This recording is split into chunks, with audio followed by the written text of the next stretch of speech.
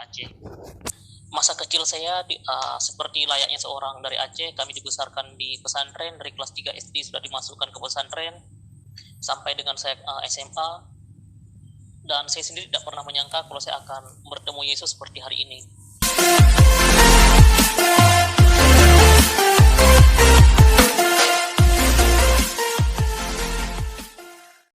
Ya, shalom teman-teman semua, dimanapun kita berada pada saat ini, kiranya kita semua tetap berada dalam keadaan sehat, dan apapun yang merupakan aktivitas kita sepanjang hari ini, kiranya Tuhan Yesus memberkati.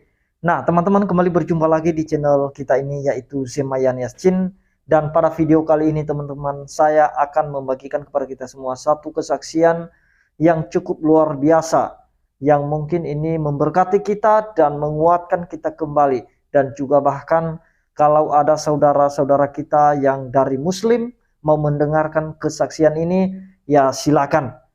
Nah, jadi kesaksian ini dari seorang pria yang asalnya dari Aceh. Dia menyaksikan bagaimana dia awalnya mengenal Yesus. Karena kita tahu bahwa Aceh itu sangat kuat dengan agamanya dan sangat taat kepada aturan-aturan agama mereka. Dan ini secara manusia mustahil dan tidak mungkin secara manusia. Tetapi kalau Tuhan yang bekerja, berkarya, pasti tidak ada yang mustahil. Nah, teman-teman, sebelumnya mari kita dengarkan kesaksian dari saudara kita ini. Kesaksiannya yang berikut ini. Aceh. Masa kecil saya seperti layaknya seorang dari Aceh, kami dibesarkan di pesantren, dari kelas 3 SD sudah dimasukkan ke pesantren, sampai dengan saya SMA, dan saya sendiri tidak pernah menyangka kalau saya akan bertemu Yesus seperti hari ini. Dan saya percaya itu semua tidak ada yang kebetulan selain daripada semangat saudara untuk terus mendoakan suku-suku yang di Aceh, sehingga Allah bisa pakai apa saja untuk menyelamatkan orang-orang yang ada di Aceh. Ketika satu malam, ketika saya sudah baru dengan teman-teman saya baru pulang dari pantai, duduk nongkrong-nongkrong biasa anak muda, kenakalan anak muda pada waktu itu. Saat itu saya masih kelas 3 SMP. Lebih tepatnya waktu itu saya sekolah di madrasah atau MTSN. Pada satu malam, tengah malam, saya menyalakan TV, dan ketika saya menyalakan TV, saya menonton film The Passion of Christ. Itu film tentunya berbicara mengenai penyaliban Yesus, dan sebenarnya itu film haram untuk ditonton karena itu sudah tidak sesuai lagi dengan akidah Islam saya. Tetapi pada malam itu entah kenapa ketika saya hidupkan TV, yang saya nonton langsung film The Passion of Christ, dan langsung pada malam itu yang saya tonton sudah di bagian akhir. Di bagian akhir itu Yesus hanya berkata sudah selesai. Yesus hanya berkata sudah selesai, dan filmnya ending, dan akhirnya keluar itu siapa castingnya, siapa pemain-pemainnya, udah gitu doang yang saya tonton. Dan saya nggak pernah nonton lagi film itu sampai ketika saya sudah keluar dari Aceh. Namun ketika saya bingung, Yesus ini ataupun Isa Al-Masih, dia seorang nabi. Biasanya kami sebut di Islam dia nabi yang miskin tapi kaya secara pengikut. Dia punya pengikut luar biasa banyak di dalam pelayanannya. Tetapi ketika dia disalibkan, kenapa dia cuma berkata sudah selesai? Jadi kata sudah selesai itu terus terngiang-ngiang di telinga saya sepanjang malam itu. Tapi pada waktu itu 2010 internet di Aceh nggak sebagus sekarang. Jadi mau bagaimanapun saya ingin tahu, tapi keterbatasan untuk mencari tahu. Sampai pada akhirnya saya coba ke warnet. Biasanya kalau dulu di warnet itu ada paket malam, itu lebih murah untuk mainnya. Saya coba ke warnet, saya coba searching di internet tentang apa maksud Yesus berkata sudah selesai. Tapi pada waktu itu artikel mengenai kekristenan tidak sebagus sekarang dan tidak sebanyak sekarang, dan tidak selengkap sekarang. Pada waktu itu saya mengalami kesulitan yang luar biasa untuk mencari kata sudah selesai. Karena saya tidak menemukan kata sudah selesai ketika saya mencari. Tapi di sisi lain, kata itu terus terngiang-ngiang di telinga saya dan membuat saya seperti orang penasaran sekali. Kenapa Yesus hanya berkata sudah selesai? Kenapa Yesus nggak ngomong balas saja dendamku ini? Atau perlakukan mereka tidak memperlakukan aku dengan adil, balas mereka. Jadi hal-hal seperti itu yang saya inginkan, tapi Yesusnya malah berkata sudah selesai. Dan saya terus berpikir kenapa Yesus berkata sudah selesai, dan beberapa hari pencarian, bahkan ketika saya pulang sekolah juga terkadang saya masih singgah ke warnet hanya untuk sekedar searching mengenai maksud Yesus berkata sudah selesai, atau kenapa Yesus berkata sudah selesai. Itu sering sekali saya ketik di internet, tapi tidak ada satupun jawaban yang memuaskan di hati saya. Akhirnya saya memutuskan untuk masuk ke Facebook. Di Facebook ada beberapa forum komunitas Kristen dan saya coba bertanya ke mereka. Saya selalu bertanya seperti ini. Perkenalkan, nama saya Didi Saputra, saya dari Aceh, dan saya mau tahu kenapa Yesus berkata sudah selesai. Sampai berminggu-minggu lamanya, jangankan ditanggapin, dikasih like pun nggak ada. Tapi pada waktu itu saya juga berpikir, ya mungkin karena mereka berpikir saya dari Aceh, sehingga mereka mungkin merasa kalau saya bertanya pun hanya bertanya untuk mengolok-olok mereka atau ingin mengatai mereka.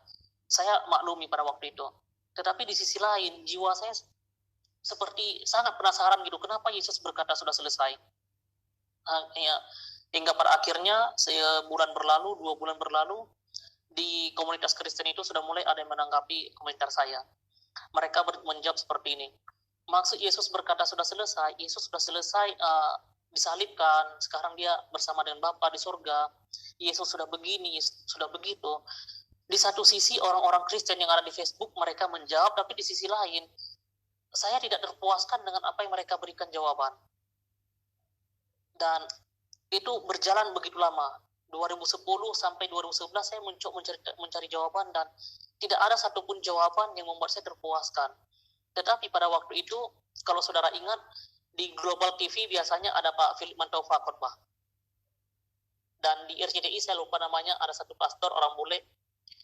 Beliau juga John biasanya Hartman. pagi di RCTI. Almarhum John Hartman. Ya, beliau sudah almarhum ya. Beliau juga sering khotbah di RCTI. Jadi saya berpikir begini, Tuhan, saya ingin tahu kenapa Isa Al-Masih ataupun Yesus Kristus berkata sudah selesai. Dan saya nggak pernah menemukan jawaban. Tolong Tuhan, tolong saya akan nonton dua acara ini, dan mohon supaya saya mendapatkan jawaban, supaya saya terpuaskan.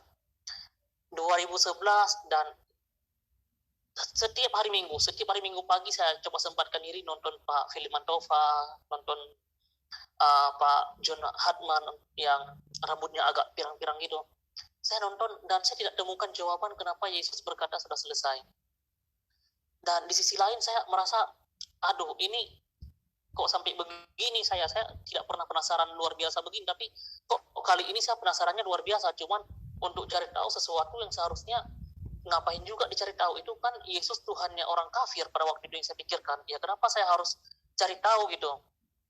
Hingga pada akhirnya itu 2011 berjalan ke 2012 dan saya masih coba terus untuk ke warnet untuk mencari tahu, mana tahu artikelnya sudah ada update terbaru gitu. 2012 pun saya baru menemukan jawaban yang spesifik gitu, jawaban yang membuat saya terpuaskan. Sampai akhirnya saya coba juga ajak beberapa teman yang di komunitas Facebook, saya coba mereka ajak bertanya-tanya kembali, tapi mereka juga memberikan saya jawaban yang membuat saya tidak terpuaskan.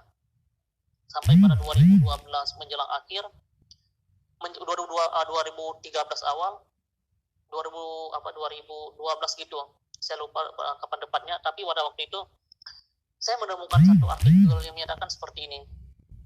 Maksud Yesus berkata sudah selesai, Yesus sudah menyelesaikan hutang dosa manusia. Di situ saya bukannya terpuaskan, malah terbeban lagi dengan yang ditulis di artikel itu. Sejak kapan manusia punya hutang dosa? Karena di ajaran saya tidak diajarkan dan tidak ada konsep hutang dosa kecuali dosa kutukan gitu. Jadi di situ saya mulai berpikir lagi, ini saya punya tujuan baik untuk cari tahu, tapi setelah saya tahu saya malah dapat beban lagi. Pertama, kata sudah selesai maksudnya apa, sekarang malah larinya ke hutang dosa. Saya coba teruskan baca internet sambil baca artikel itu, saya sambil berbicara dengan diri saya sendiri. Ini kok begini gitu. Saya lanjutkan baca. Maksud Yesus berkata sudah selesai, Yesus sudah menyelesaikan hutang dosa manusia, dan Yesus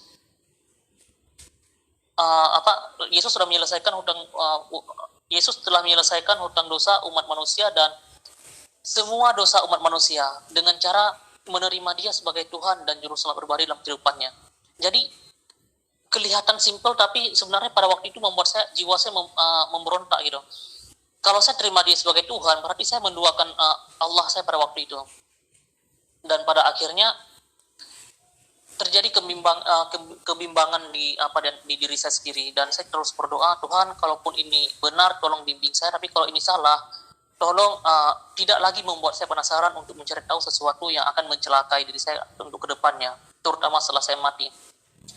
Tapi di sisi lain saya berpikir begini, kalau saya punya hutang dosa dengan Allah, otomatis yang menyelesaikannya harus menggunakan cara Allah, tidak bisa menggunakan cara saya atau cara manusia sendiri gitu. Dan pada waktu itu analogi yang saya gunakan, kalau saya berhutang dengan Bank Mandiri, saya tidak bisa menggunakan aturan dari BCA atau dari bank-bank lain gitu, karena setiap bank pasti punya peraturannya masing-masing. Demikian juga halnya dengan Allah gitu. Kalau ini urusannya dengan Allah, ya saya harus, mau bagaimanapun saya harus mengikuti caranya Allah gitu.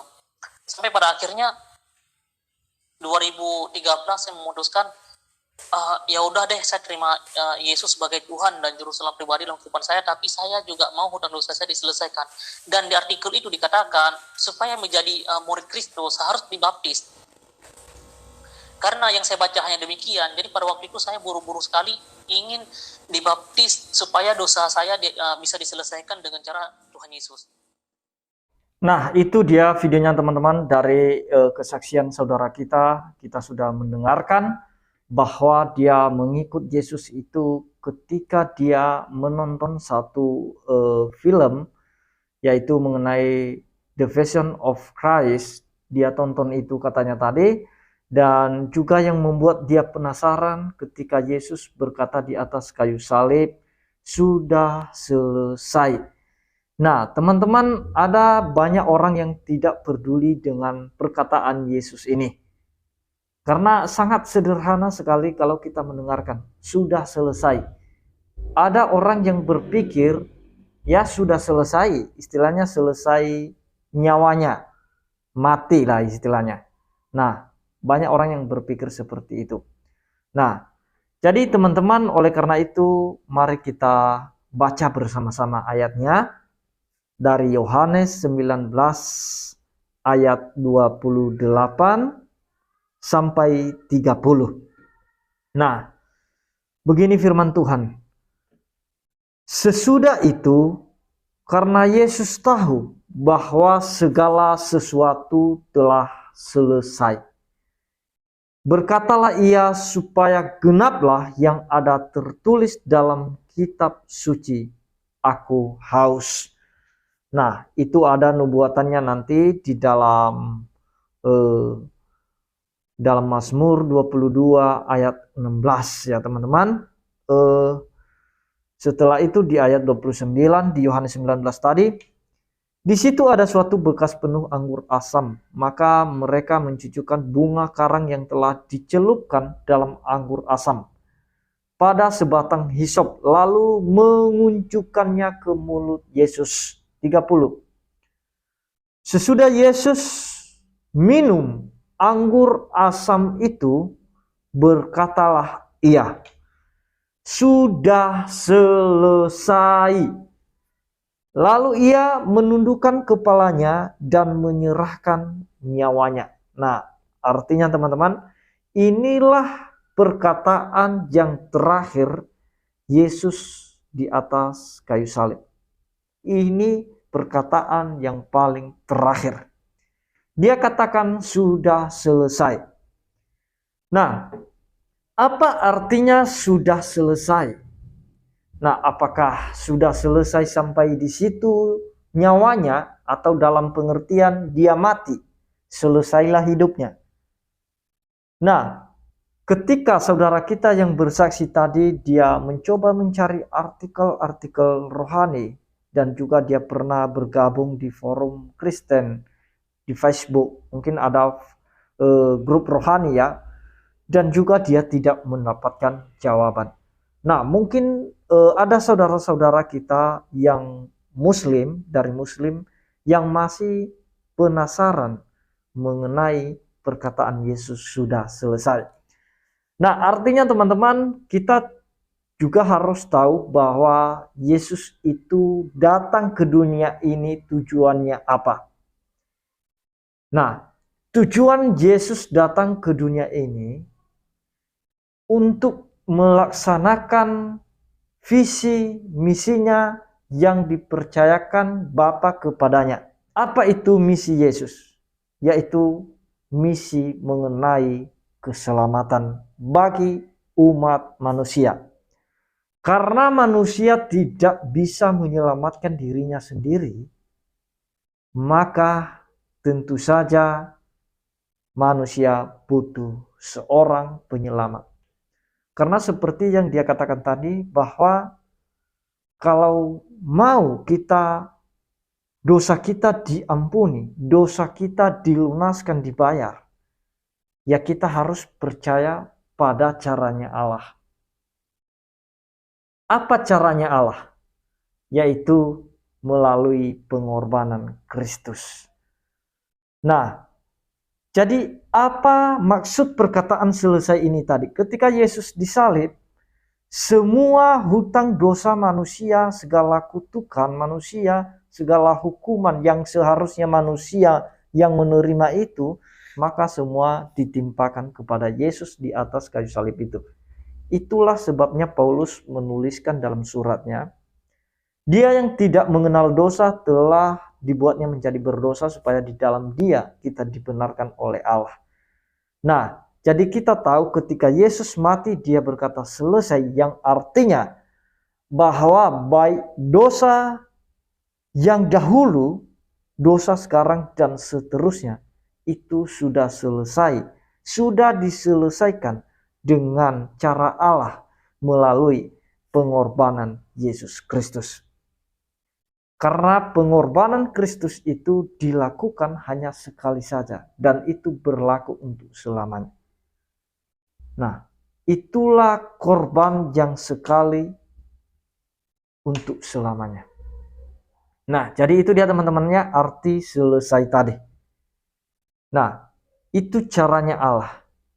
Karena ada banyak orang yang mengandalkan caranya sendiri bagaimana supaya dosanya itu bisa diampuni oleh Tuhan. Nah, apa cara manusia itu sendiri? Nah, cara manusia kalau kita lihat dengan harapan untuk bisa meraih surga. Nah, apa cara mereka? Mungkin mereka berkata, ya saya harus berbuat baik. Nah, pertanyaannya kalau kita berbuat baik, apakah kita dinyatakan menjadi orang benar? Tentu saja tidak. Nah, karena kita tahu bahwa yang dimaksud dosa bukan hanya lewat tindakan kita, tetapi dosa dalam hati aja, pikiran, itu sudah termasuk dosa. Ketika kita berniat jahat aja, sombong, dan mungkin dalam pikiran kita ada hal-hal yang buruk, itu sudah dikatakan dosa. Dan Alkitab mengatakan bahwa upah dosa adalah maut. Nah, jadi bagaimana kita menyelamatkan diri sendiri dalam hal ini? Dengan perbuatan kita, dengan cara kita taati semua aturan-aturan agama itu secara sempurna. Nah, kita tahu bahwa manusia tidak sanggup melakukan semua aturan agama itu secara sempurna tanpa ada yang lalai satupun di antaranya. Nah, jadi kita tahu bangsa Israel dulu dikasih hukum Taurat untuk ditaati secara sempurna. Tetapi pada faktanya orang Israel gagal. Gagal terus. Nah, artinya tidak sanggup melakukan hukum-hukum Tuhan itu secara sempurna. Dan ketika mereka tidak sanggup melakukannya, maka hukuman itu dijatuhkan atas mereka. Dan bagaimana mereka supaya dibebaskan dari perbudakan dosa itu? Yaitu melalui pengorbanan Kristus ini tadi. Nah, jadi itu dia teman-teman yang mau saya sampaikan. Kiranya lewat video ini menjadi berkat bagi kita dan harapan kita semua. Orang-orang yang mendengarkan, bahkan mungkin ada penonton yang masih belum mengenal Kristus, mari kita lebih baik percaya pada cara Allah daripada percaya pada cara kita sendiri. Ini hanya dua pilihan, memilih cara kita atau memilih cara Allah itu sendiri. Kita pasti tahu mana yang lebih efektif. Nah, itu saja pesannya teman-teman. Kiranya Tuhan Yesus memberkati kita semua. Shalom.